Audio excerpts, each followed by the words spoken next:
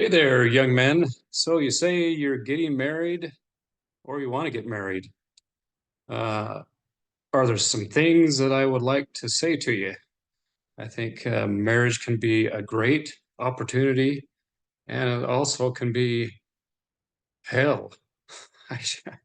Shouldn't say it like that, but if you don't choose wisely, it absolutely will be very, very difficult.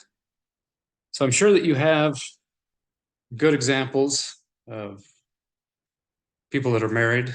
Maybe you don't have good examples of people that are happily married.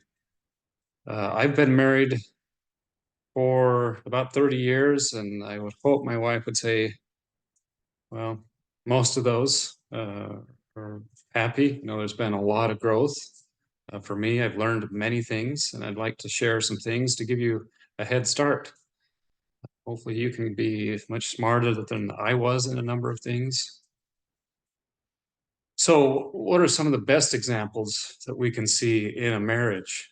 Of course, we're told in one short scripture, Jesus, of course, is the example for us in everything that we do, and marriage included. In Ephesians 5:25, it says, husbands, love your wives, just as Christ loved the church and gave himself for her. So, in marriage, we are putting our wives first, our needs behind. What did the Lord do with his followers? He spent all of his time. He didn't have any vacation time. He didn't take any time off. All of his time was spent for the benefit of others.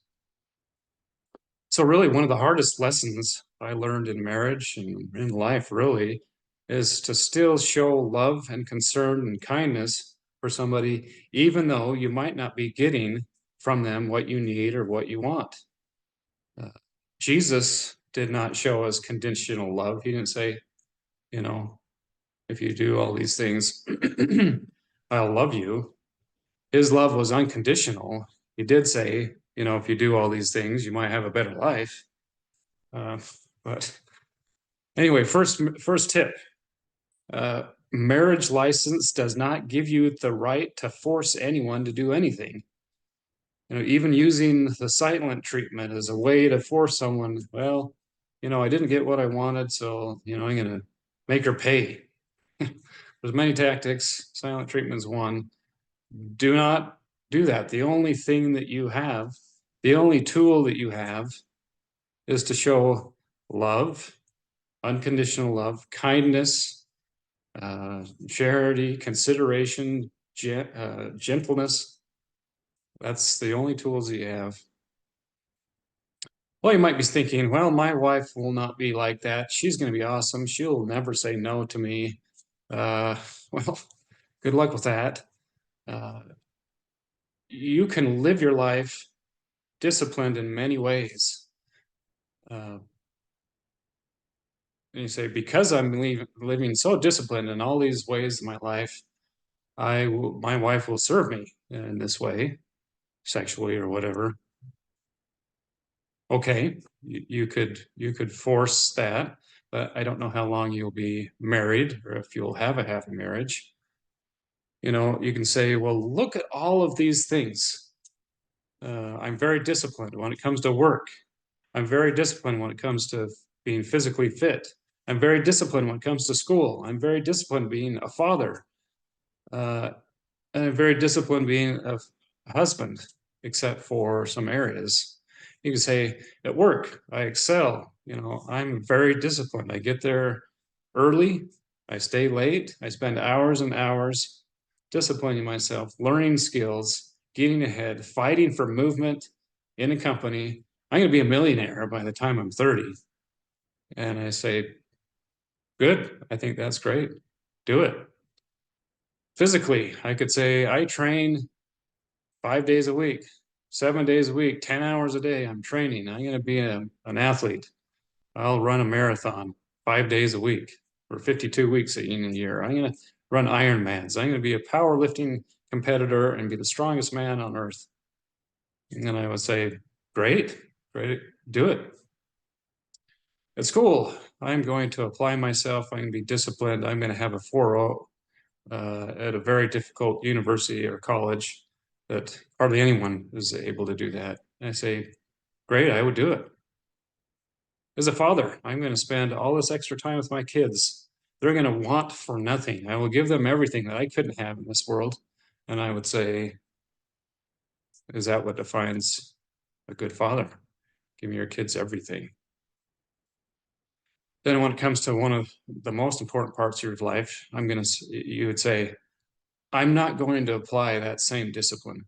I expect certain things from my wife, and if it's not done a certain way, then I'm going to have a breakdown. When I get home at 5:30, at 5:35, when I've changed my clothes, I want dinner on the table. I want the house to be quiet. I want the kids to be um, sitting reverently. I want, I want and I want and I want. So it's all about her pleasing me. And that includes with sex. I want it, 5 times a week and, whatever. How does that work? So I've disciplined myself in all these areas of my life, but I won't discipline myself in this one area. How is that going to work? Does that work? It doesn't work. Let's say you have a lot of pain. One day you wake up and you've got a pain that just keeps getting worse and worse. You ignore it for a while, and it just keeps getting worse. And you go to the doctor and you say, I've got this pain in my stomach. It just doesn't seem to go away. And the doctor does his tests and he does his x-rays and he does his exam, he does his blood work. They come back and they say, we have cancer in 20% of your body. And you say, all right, that's great. 80% of my body is fine, it's healthy. I'm not doing anything about that. I'm just going to let it be. What's wrong with that? Is there anything wrong with that? You can't have discipline in 80% of your life. It's called being incomplete, not finished. You have to be complete. You have to be perfect. You have to become perfect. It's what can be done and what has to be done. Well, maybe you say, I'm exhausted. I get home from work. I've been at work for 10 hours. I'm going to put up my feet. I'm going to relax. And you come home and you find out that your kids are just a mess. Your wife is at her wits' end, at the end of her rope. What should you do? You need to refill her emotional cup and it will come back to you. Maybe what you need to do is say, honey, I can see you're still stressed. Dinner's not on the table. Let me take the kids. Let me take them to the park. Let me take them downstairs. Let me take them do something with them. Let me give you a break. Why don't you go and watch TV? Even though that's what I want to do. Whose example are you trying to follow?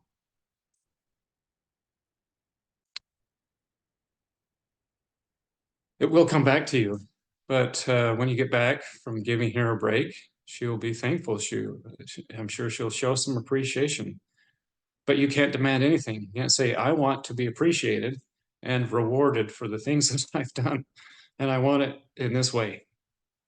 It doesn't work like that. Did Jesus ever make any demands on us? You will do this. He gave us commandments, but he invites us to live that way, doesn't demand. Do what the Lord would do in every situation of your marriage. Sometimes you'll come home after having a bad day, and your wife has also had a bad day. What do you want to talk about? Talk about what's going on in her head. Your kids might have had a bad day. Talk about what they're dealing with. Help them through everything that they're going through. If there's time left, you get to talk about what's troubling you, and there will be time. Another tip, don't talk when you're emotionally exhausted. It could lead to saying things that you don't mean. Wait until you can talk without emotion. That means going to bed mad sometimes. But remember, don't ever raise your voice. Remember, you're married to your best friend, somebody that you want to spend a lifetime with. In one or two words, you can destroy a lot. It takes a lot of time to get back that trust and care and what you're trying to build. You know, if you have something awful that happens to you, it's not your wife's fault. Work on it together. If you had a bad day at work, it's not her fault. Don't take it out on her. If you lose a job, it's not her fault. Don't take it out on her. If you total your brand new car and you love this car, it's not her fault. Don't take it out on her.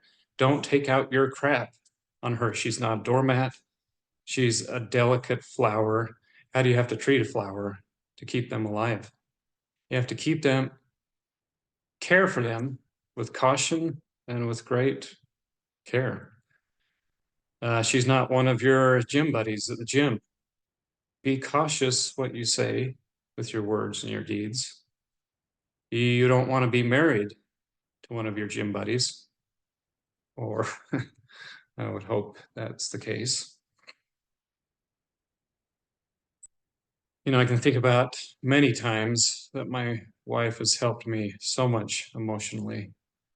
There was a time a few years ago that we were planning a spring break trip, and we were going to ride our dirt bikes to the Grand Canyon, which is about 80 miles south of here.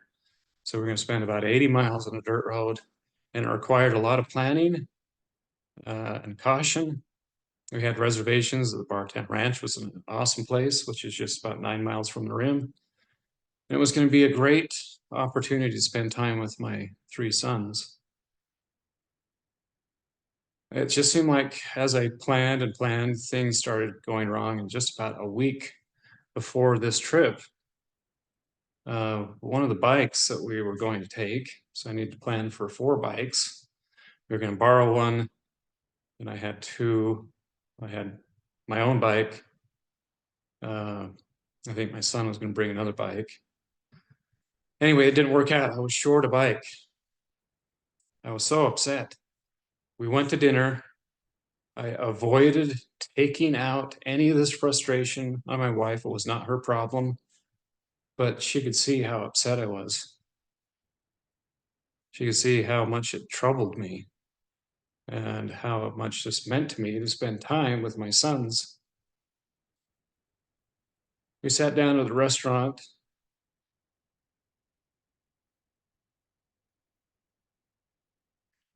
And in just a few minutes, I mean, she pulls up a local app that had bikes for sale. She said, "Well, what about this bike? Looks like a great bike. It's only, $3,000. Is a vacation and time with your sons worth $3,000 to you?" Of course it is. She said, "Well, go buy it." she, um, so yeah, I mean, she helped overcome that emotional distress, and I went out. I couldn't even think clearly. I was so upset. She helped. She helped through that situation, and we had a great trip because I avoided taking it out on her. She helped me. So really, in marriage, it's not just the big things, but the small things. You know, a few months ago, my wife has terrible. She has terrible teeth. I think we have what, 32 teeth. I think 16 of them are crowned, maybe more than that. Anyway, she had another bad result from an exam from a dentist, and she had to have a tooth pulled and to have, I think, 2 other crowns redone. So just a nightmare of a day. And I know she was really upset by it. And so I asked her, what time is your appointment? And I said, oh, that's interesting. So I didn't say anything. So when her appointment came, I left work. I showed up early at the place where it was being done. And I met her in the parking lot just to tell her, just to tell her that I was thinking about her, that I cared, and I was worried about her. I knew that she was upset. I knew it was not fun, the stuff that she was going to go through. And it was just very simple: leave work, spend 10 minutes with her, talking to her, and then going back to work. Simple little things, which include dishes are in a sink, put them away, do the vacuuming, put your socks away. She hates peeling potatoes. She had to grow up peeling potatoes every Sunday for every Sunday dinner. So she hates it. So I always do that. It's the big things, but it's also the small things. Talking about being there for somebody emotionally, I didn't really understand what that really meant for a long time. How can you be there emotionally for your wife? She's a real estate agent. A few months ago, and this just happened probably just a few weeks ago, but very, very difficult job at times. You're working with very difficult people. This lady happened to fit that description very well. She was very hard. Um, she wanted exactly what she wanted and was not willing to settle, which is good. But in this market, sometimes very difficult. So she finally found her a home after looking for a long time. Single lady, and I had to kept telling her, this lady had just lost a spouse.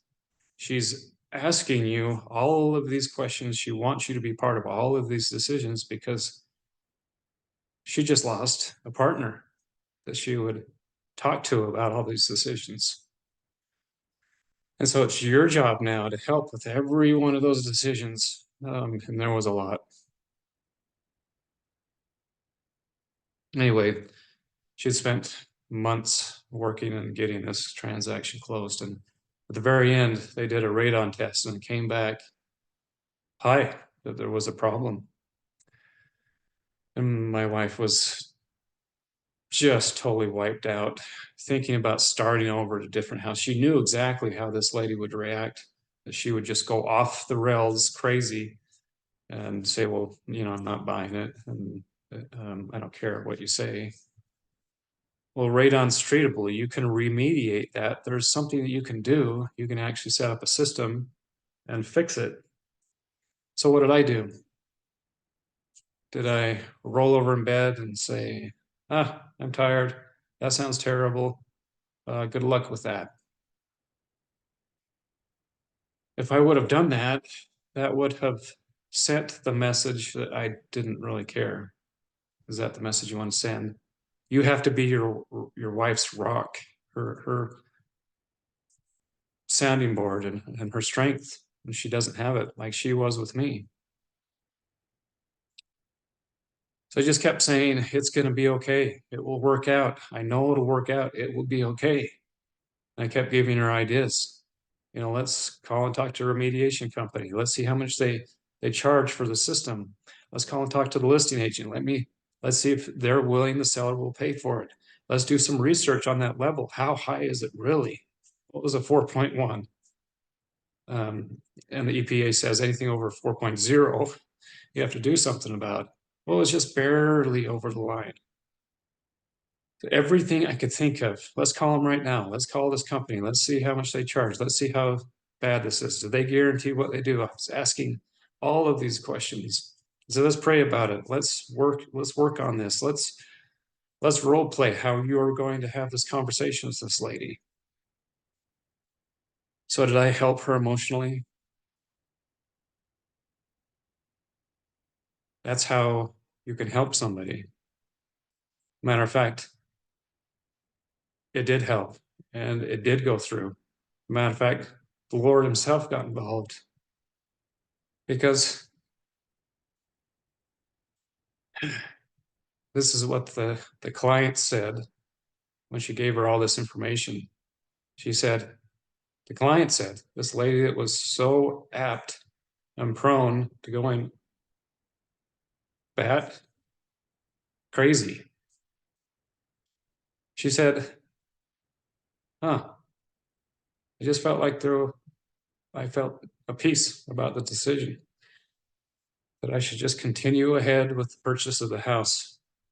And the seller did take care of it. And there was a remediation system put in, and it brought the levels way down, and it was a non-issue. I thought, wow, does God really care about these things? Does he care about the stress, the emotional and financial stress that you have in your life? Does he care about what's happening in your lives? Does he care that if you're stressed out? Absolutely. Do you care about your kids? Do you care if they're distressed? Of course you do. Of course he cares. And of course he wants to help. There's another time that I was at my wit's end. I had just started a new job, huge responsibility. Talked about it in another video. Reporting to a board, almost $1 billion sized credit union. I came from a very small credit union. It was a big change, a lot of stress. And I would come home just stressed out. She was so helpful. She was so positive, encouraging. You can do it. You spent 20 years preparing yourself for this job. You can do it. I'm here for you. I know you can do it. Marriage is a great thing. You can be a great team, but it also can be hell if you don't choose the right person. So here's another tip. Keep dating. We've gone out almost every single weekend for 30 years. We go on a date. Every night we go on a walk with the dogs. We spend time thinking and sharing our thoughts. We spend time thinking about our fears and our everything. After you're married, friends take a second place. You let those friendships kind of go to their place, which is second place. You don't have time. If I go on vacation, I go on vacation with my family, with my wife and my son, not with my buddies. I want to spend time with them. Although sometimes your wife might say, hey, it's time that maybe we spend, should go hang out, do some rock climbing or whatever you want to do. And I do that.